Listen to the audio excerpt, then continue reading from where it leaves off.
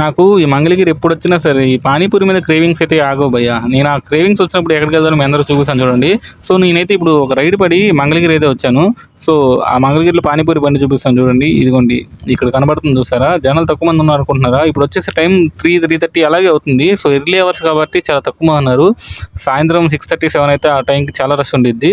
ఇదొచ్చేసి మన Mangalagiri Indian bank ఉంది చూసారా? దాని ఆపోజిట్ ఉండిద్ది శ్రీ బాలాజీ పానీపూరి బండి. మనోడు చేయైతే అస్సలు ఆగదు. మిషన్ కన్నా దారుణంగా ఆడిస్తానే ఉంటాడు. ఎవరో ఒకరు వస్తానే ఉంటారు. అండ్ ఇప్పుడైతే ఎస్పీ పానీపూరి, దహీ పూరికి అయితే చెప్పాను నేను.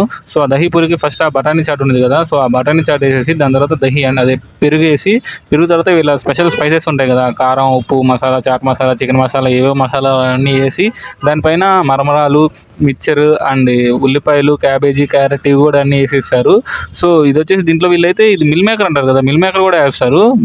ఎక్కడైనా మీ ఊర్లో మిల్ మేకర్ ఏయడం ఎప్పుడైనా చూసారా మీరు? చూస్తే కామెంట్ చేయండి.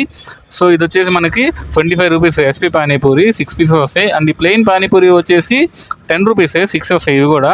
సో, ఎస్పీ పానీపూరి అయితే టేస్ట్ చేయడానికైతే చాలా బాగుంది. నా నోరు కూడా సరిపోలా అంత పెద్దగా ఉన్నాయి ఆ పూరీలు.